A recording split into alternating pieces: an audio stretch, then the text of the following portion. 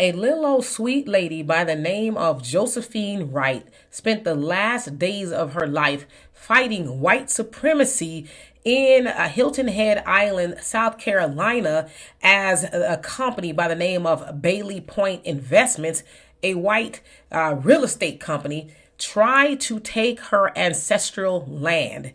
That is considered Gullah Geechee land. Now, Miss Wright has gone on to glory, if you will. She died at the age of 94.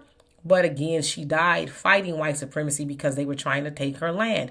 Now, Bailey Point had got a permit to build a housing development that kind of engulfed her land and said that she owned about 2 acres or so. And that little bitty part of it, which was hers, they wanted it. And so originally they asked her for it. And she says, hell no. And then they tried to go to court and lie and say it was their land because she's actually encroaching upon their land. Now, mind you, that land had belonged to black people since the Civil War, which is a very long time ago, right? But there's that corporation trying to steal her land and saying, well, it belongs to us.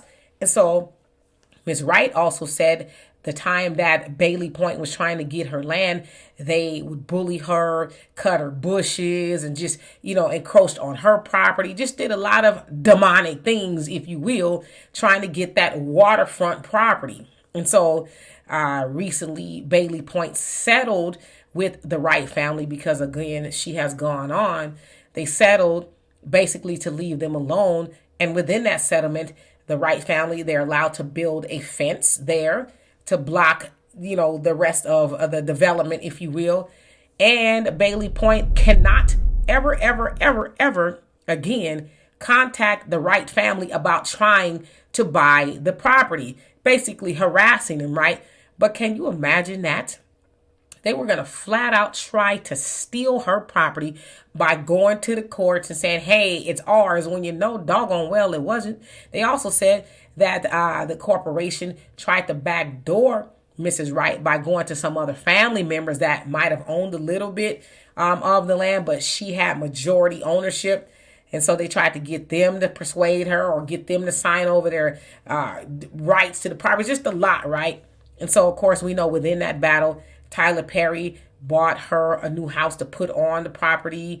Also, Snoop Dogg and Kyrie Irving gave some money to help with that, and they ended up raising almost $400,000, to which the family has now said they are built a Josephine Wright Foundation to help other black people who are going through the same thing, especially here in 2024. We ain't talking about 1924. We talking about 2024, where white supremacy are still trying to steal black people's land. Now, they said that in the 1800s or so, the black population was almost 100%. They said like 98%. But now it is 77% white. And so, of course, there's golf courses and condominiums and things like that have been built on top of ancestral land that belonged to black people. And so that is the prime example of gentrification. I am glad that it did not work in that case. And, as I said in the last time I talked about this situation, for the other 147 homes that have been built on ancestral land there in Gullah Geechee land, South Carolina,